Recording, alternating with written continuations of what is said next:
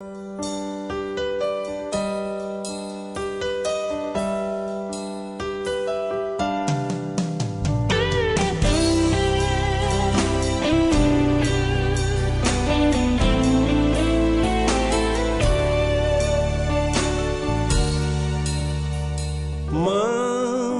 e suave é Cristo chamando, chama por ti e por mim.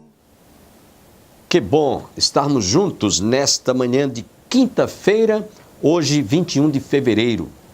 O programa Opção para a Vida hoje vai estar trazendo o nosso irmão presbítero Jefferson Paulino. Ele é um jovem também bastante talentoso, ele é presbítero da nossa igreja e vai estar trazendo uma palavra muito oportuna para os cristãos, para os crentes dos nossos dias.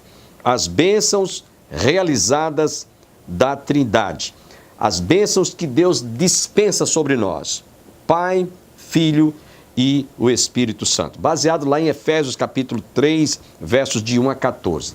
Esse estudo vai ser muito importante, foi ministrado em nossa igreja por ele e eu acredito que vai alcançar a sua vida e o seu coração. Até porque hoje nós temos visto a pregação de um evangelho self-service, um evangelho oba-oba, o evangelho da chamada prosperidade, que foge muito da realidade e dos padrões bíblicos para os quais Deus estabeleceu para que o homem pudesse ser alcançado pelo seu amor, pela sua graça e infinita misericórdia. É o que você vai ouvir logo mais. Antes, porém, queremos lembrar aos nossos irmãos e amigos telespectadores que no próximo dia 28 deste mês, nós estaremos trazendo aqui o pastor Helder Fábio. Ele já esteve conosco falando, mas ele vai voltar falando sobre toda a programação do que será a abertura da 21ª edição do Encontro Nacional para a Consciência Cristã. Este ano com muitas novidades. O Parque do Povo já está praticamente terminando, está na fase do acabamento da representação do tabernáculo, conforme o pastor Helder Fábio sempre costuma dizer. E você não pode perder, está imperdível. Você que mora em Campina Grande, você que mora em cidades próximas a Campina Grande ou em qualquer região do país, enquanto o Brasil brinca carnaval, Campina Grande se transforma numa cidade retiro espiritual. Então você não pode deixar de prestigiar esta edição que está imperdível. Sem perda de tempo, quero deixá-los com o presbítero Jefferson Paulino trazendo a primeira parte desta mensagem sobre as bênçãos recebidas da Trindade.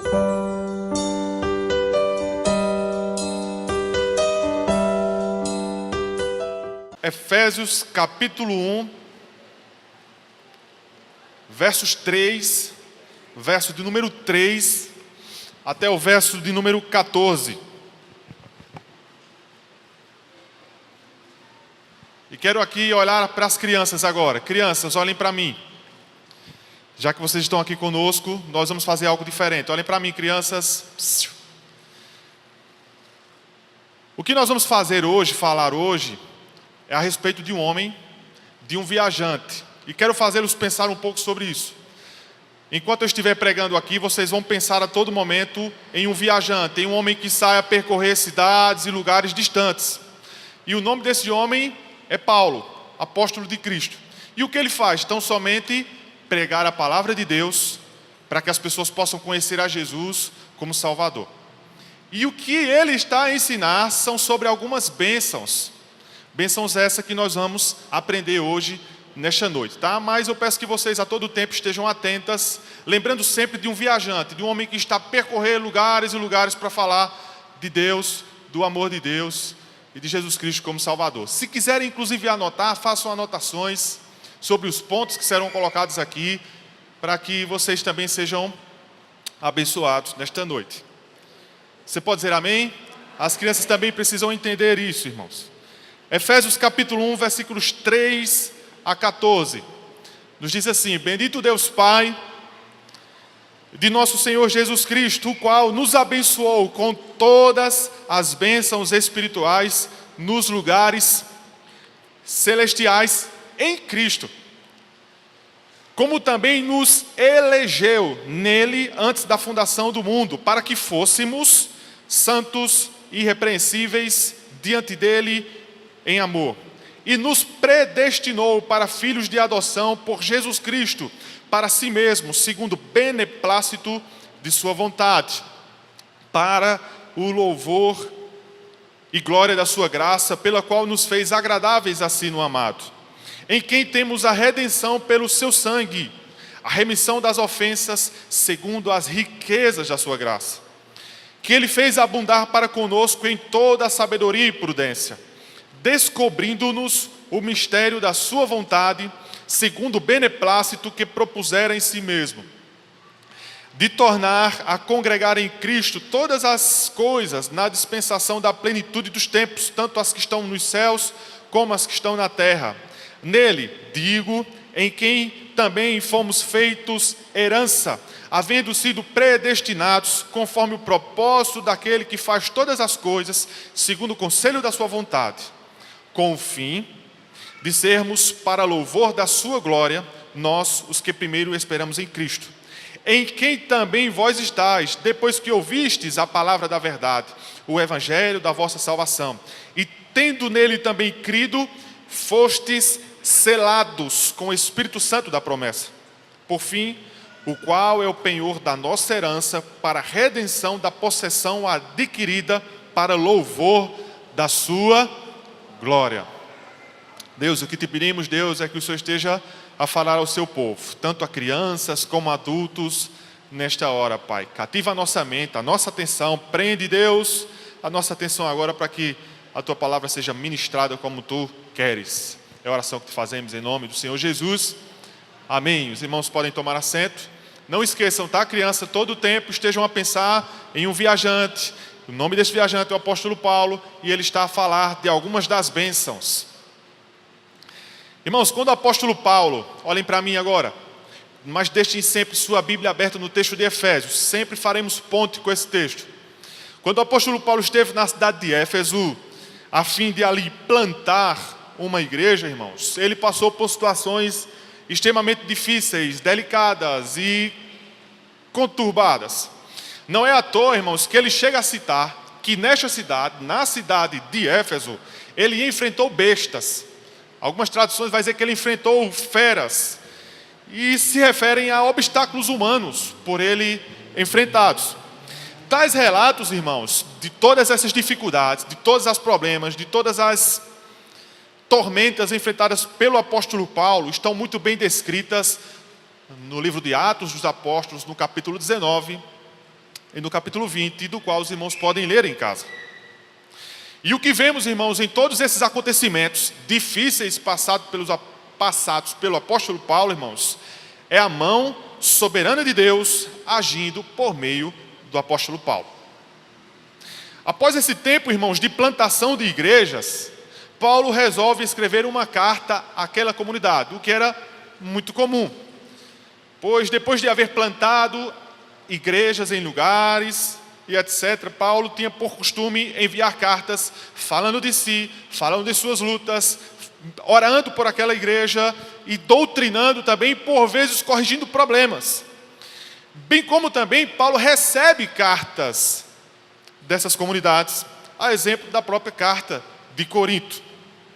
Carta esta que relata como se encontrava a condição daquela igreja naqueles dias. E com os irmãos de Éfeso não foi diferente. Paulo resolve escrever uma epístola a esta amada igreja. No início dessa epístola, irmãos, você pode observar comigo, Paulo já se identifica como sendo o autor da mesma, onde ele escreve uma carta, como vimos, aos irmãos da cidade de Éfeso. Éfeso, irmãos, me permitam aqui falar um pouco sobre isso, tá? Do qual é a atual Turquia. Foi fundada pelos gregos aproximadamente 1000 anos antes de Cristo, e naqueles dias era uma das 3 cidades mais importantes, perdendo apenas para Antioquia e Alexandria. A sua localização geográfica, irmãos, fazia com que esta cidade fosse privilegiada comercialmente, vindo a ter uma população flutuante de aproximadamente 300, 400 mil habitantes. A deusa que era adorada nesses dias era a deusa Artemis, mas também chamada de Diana. E ela dava grandes fontes de lucro a todos os moradores daquela cidade. As mulheres ofereciam seus corpos em atos de prostituição, como que sendo um culto a deus Artemis ou Diana. A cidade de Éfeso, irmãos, me permitam falar sobre isso, era responsável pela segunda maior produção de conteúdo místico daqueles dias, ficava apenas atrás do Egito, né? Podemos dizer que nos dias de hoje ela seria o Senhor do Bonfim, perdendo apenas para Juazeiro do Norte, a terra do Padre Inciso. Dizem os comentaristas bíblicos, irmãos, que Paulo, em sua segunda viagem missionária, tenha fundado aquela cidade. Se não o apóstolo Paulo, possivelmente o casal Áquila e Priscila. Esta carta, irmãos, da qual eu quero convidar você a ler durante a semana em casa, uma epístola maravilhosa, tem o propósito principal, irmãos, de nos ajudar a compreender as dimensões do plano eterno de Deus e de sua graça. Nessa sublime epístola, o apóstolo Paulo não vai tratar de problemas particulares, a exemplos de algumas igrejas. Ele vai tão somente trazer à minha e à sua mente finita as verdades consoladoras de Deus. No texto em que lemos, mais precisamente nesses versículos aqui, Paulo discorre, e fazendo isso sem pausas, sem intervalos, sobre as inúmeras bênçãos que o povo de Deus recebeu. Portanto, inicialmente eu preciso dizer o seguinte: todas essas bênçãos, irmãos, têm um agente. O agente é Jesus Cristo. Você pode dizer amém? Veja comigo o versículo número 3. Bendito Deus Pai, nosso Senhor Jesus Cristo, no qual nos abençoou com todas as bênçãos espirituais nos lugares celestiais em quem, irmãos? Em Cristo Jesus. E todas essas bênçãos, irmãos, elas têm uma abrangência, elas têm uma espécie de esfera de atuação. São bênçãos espirituais nas regiões celestiais. Está descrito no versículo número 3. Tais bênçãos citadas por Paulo como sendo nas regiões celestiais, e por isso são bênçãos de caráter espiritual, irmãos, elas são recebidas tão somente através da pessoa de Jesus Cristo, que é o seu agente, e porque sem ele justamente era impossível receber, que as recebêssemos. Tais bênçãos espirituais nas regiões celestiais, irmãos, elas entram em conflito, elas são diferentes com as bênçãos que os israelitas recebiam no passado. Bênçãos essas de caráter natural. Aumento de gado, aumento de propriedades, conquista de nações e coisas do tipo. Tais bênçãos também, nas regiões celestiais, entram em conflito e são diferentes pelas bênçãos propagadas pelo movimento neopentecostal, que faz do homem um ser mimado por um Deus que tudo lhe dá aqui na terra. Convenhamos, eu e você somos privilegiados, porque estas bênçãos são diferentes. Elas são bênçãos de caráter espiritual e são muito mais importantes e valorosas do que todas as bênçãos que poderíamos receber. Você pode dizer amém? E é sobre estas bênçãos que nós vamos meditar um pouco nesta hora. O que me deixa alegre, irmãos, feliz, é a participação da Trindade na execução, na doação de todas essas bênçãos para o seu povo. Portanto, em primeiro lugar, as bênçãos recebidas do Deus Pai. Diga comigo, as bênçãos recebidas do Pai. Que bênçãos são essas? A primeira delas, irmãos, está no versículo do número 4. Veja comigo, Efésios capítulo 1, versículo número 4. Como também nos elegeu, como também nos escolheu. A primeira bênção, irmãos, recebida é a bênção da eleição. Diga amém, irmão. É bíblico, está na palavra de Deus. Deus, irmãos, é quem nos escolheu. Não fomos nós quem o escolhemos. Portanto, Deus é o autor da salvação desde o início ao fim. Quero provar isso em outras passagens. Deixe sempre sua Bíblia aberta em Efésios, mas pule comigo algumas páginas, antecipe comigo algumas páginas. No Evangelho de João, capítulo 15. Veja comigo, quero tão somente atestar a primeira dessas bênçãos, utilizando como fonte a própria palavra de Deus. João capítulo 15, versículo de número 16. João 15, 16. Não me escolheste vós a mim, mas eu vos escolhi e vos nomeei para que vades e deis frutos e o vosso fruto permaneça, a fim de que tudo quanto em meu nome pedirdes ao Pai, Ele vos conceda. Volte comigo algumas páginas e veja João capítulo 6. Evangelho de João capítulo 6. Evangelho de João capítulo 6, versículo número 44. Ninguém pode vir a mim se o Pai que me enviou não o trouxer. E eu ressuscitarei no último dia. Irmãos, olhem para mim agora. Nós não teríamos a capacidade de escolher a Deus. Não temos. Pois segundo a própria palavra de Deus, todas as nossas inclinações, todos os nossos desejos, as nossas vontades eram tão somente voltadas para satisfazer a nossa carne. Portanto, a iniciativa em salvar o homem, ela sempre parte de Deus. Efésios capítulo 2, irmãos, vai dizer que nós fomos vivificados, pois estávamos mortos em delitos e pecados. Eu não vi nenhum morto decidir algo. E tenho certeza que você também não viu. Morto não tem iniciativa. O morto não tem vontade própria. Morto não fala, morto não sente, morto não ouve. Morto está desligado de toda a realidade deste mundo. Portanto, Deus nos escolheu. Eu preciso, irmãos, salientar de que esta escolha não é uma escolha arbitrária. Pois o que faz o homem ir ao inferno é tão somente os seus pecados que o afastaram de Deus. A Bíblia diz que o salário do pecado é a morte. Portanto, o homem vai para o inferno e lá permanecerá por toda a eternidade, o homem sem Deus, por causa dos seus próprios pecados. E isso não torna Deus um injusto, como alguns ousam dizer. Deus, irmãos, não deve nada aos pecadores. Deus não deve a pecador nenhum misericórdia. Portanto, não há injustiça quando Deus decide não abençoar os pecadores. Paulo, irmãos, argumentou aos cristãos de Roma dizendo o seguinte: a injustiça da parte de Deus, de modo nenhum. Terei misericórdia de quem me aprouver ter misericórdia e compadecer-me-ei de quem me aprouver ter compaixão. Romanos capítulo 9. Irmãos, o ensino bíblico da eleição, irmãos, não tem o propósito, preciso lembrar também, de nos tornar orgulhosos, presunçosos ou preguiçosos. Pelo contrário, o ensino bíblico da eleição, irmãos, deve nos tornar humildes, alegres, confiantes e ativos. Como poderíamos ser tomados pelo sentimento mundano de orgulho e de vaidade se essa escolha da eleição é tão somente um ato de graça sobre as nossas vidas? Se esta escolha divina é um favor e um benefício de Deus por nós. A bênção da eleição, irmãos, ela não é baseada em nossos méritos. Ela vem então somente da graça. E a graça exclui por completo a participação do homem. John Piper, que inclusive vai vir ao Brasil esse ano, disse o seguinte: se você é um crente em Cristo, é amado por Deus desde toda a eternidade.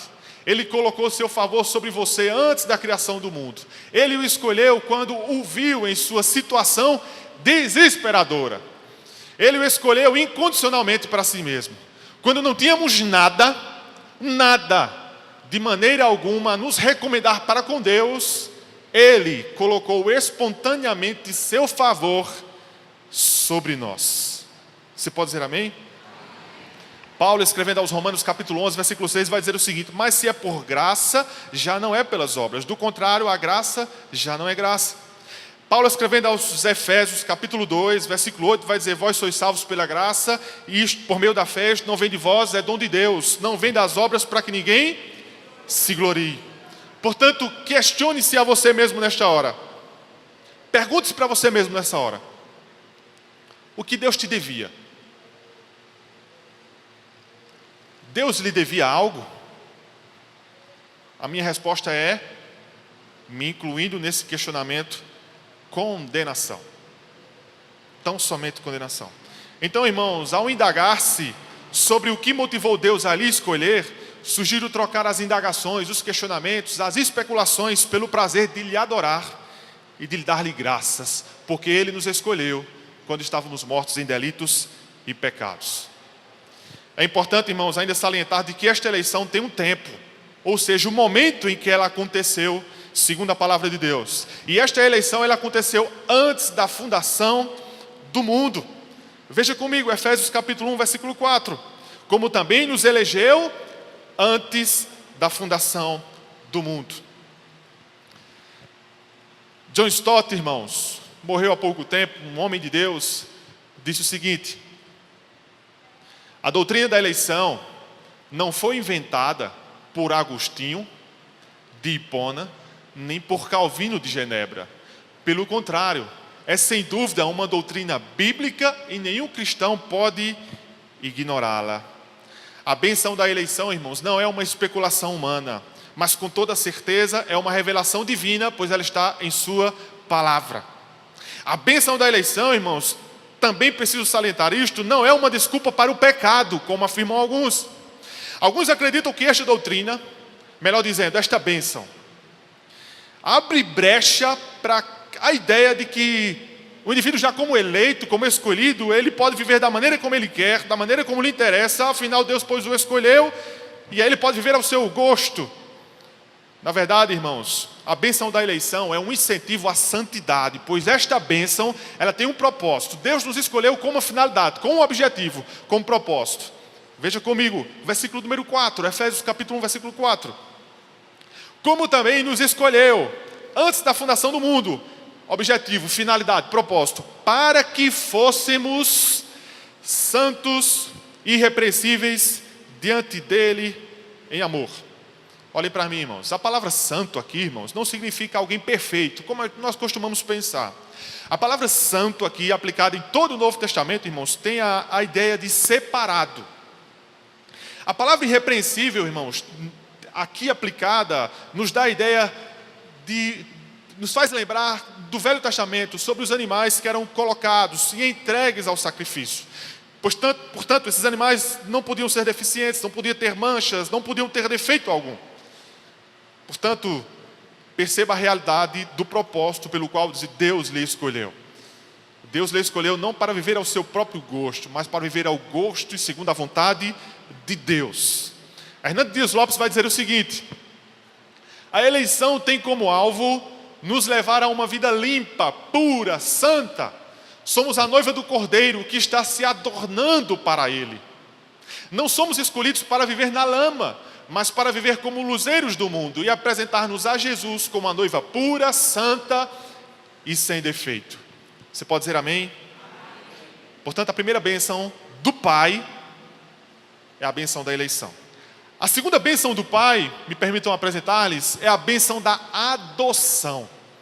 Veja comigo o versículo número 5, Efésios capítulo 1, versículo número 5.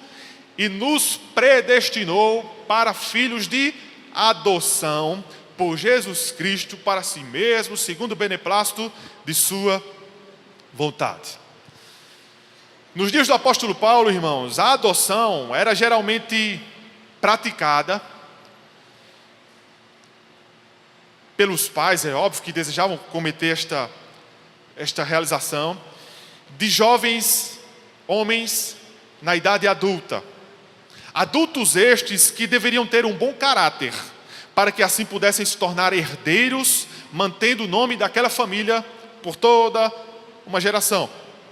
Paulo, contudo, irmãos, proclama a adoção graciosa da parte de Deus, de pessoas de mau caráter, a exemplo de mim e de você, miseráveis pecadores, como nos diz a palavra, a fim de que nós nos tornássemos herdeiros de Deus e co-herdeiros com Cristo. Vou te dar uma explicação mais clara de como mais ou menos se deu essa adoção. É muito bonito chegar no orfanato, em um lugar como esse. Alguém possa ter essa iniciativa, muitos têm e assim o fazem, de adotar uma criança novinha, bebezinha, né? Que coisa linda, põe no braço. Mas ninguém está disposto a adotar um adulto. Ninguém está disposto a ir no lar do garoto, ninguém está disposto a ir no presídio de Serrotão, a fim de adotar um adulto e colocar seu sobrenome dele, para que assim ele possa ser seu filho adotivo. Foi o que Jesus fez por nós, irmãos. Foi o que Jesus fez por nós. Adotou-nos quando nós éramos os mais miseráveis pecadores. A adoção, irmãos, nada mais é que um ato pelo qual Deus coloca todos aqueles que nasceram de novo em uma posição de filhos, adultos, dentro da sua própria família. Isso significa, irmãos, que Deus nos ama assim como Ele ama seu Filho Jesus. E que agora nós passamos a estar sob os cuidados de Deus, os cuidados paternais de Deus. Assim, eu e você, e todos aqueles que foram recebidos em Cristo, passam a ser considerados filhos de Deus. Ao entendermos a bênção da adoção, segundo a palavra de Deus, nós reprovamos a ideia da paternidade universal. Sabe o que é isso? É a ideia de que Deus é pai de todo mundo e de que todo mundo é filho de Deus. Um grande engano. Pois, segundo a palavra de Deus, nem todos são filhos de Deus, exceto aqueles a quem o Senhor resolveu adotar por seus filhos. A terceira bênção, irmãos, recebida do Pai, e a minha intenção é fazer com que você saia deste lugar agradecido, maravilhado com o que Deus realizou em sua vida, é a bênção da aceitação. Veja comigo o versículo do número 6.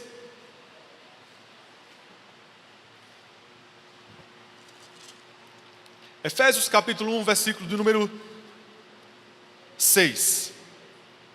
Para o louvor e glória da sua graça, pela qual nos fez aceitáveis a si no amado. Olhem para mim, irmãos. Nós não podíamos nos tornar aceitáveis a Deus de maneira nenhuma, porque Deus detesta o pecado e detesta o pecador de igual forma. A sua palavra nos diz de que há um grande abismo entre Deus e todos os pecadores. Eles foram afastados de sua glória, destituídos. Era um vínculo, irmãos, de inimizade, de hostilidade, de desarmonia e de desordem. Mas Deus, em sua graça, providenciou para que fôssemos aceitos em Cristo Jesus. Você pode abrir comigo sua Bíblia em Romanos capítulo 5.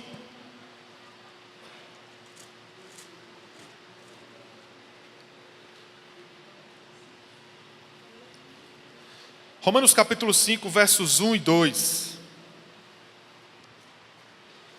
Romanos capítulo 5, verso 1 e 2. Tendo sido, pois, justificado pela fé, temos paz, olha só, relacionamento, paz com Deus, por nosso Senhor Jesus Cristo, pelo qual também nós temos entrada, acesso a esta graça, na qual estamos firmes e nos gloriamos na esperança da glória de Deus, irmãos.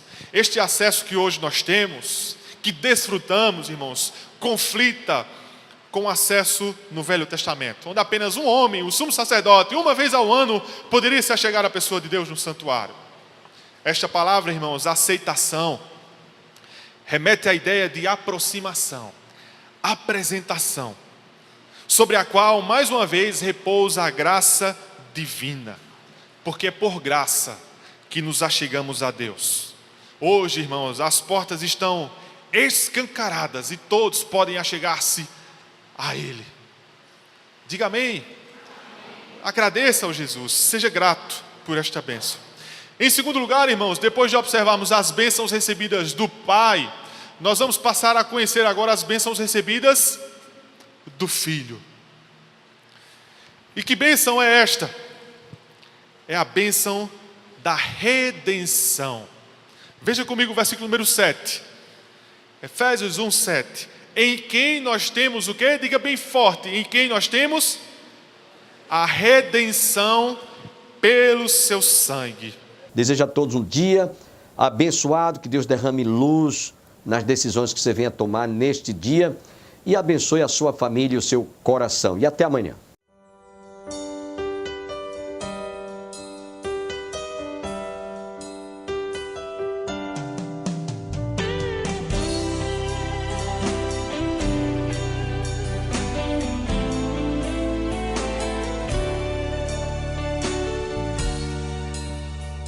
Manso e suave é Cristo chamando, chama por ti.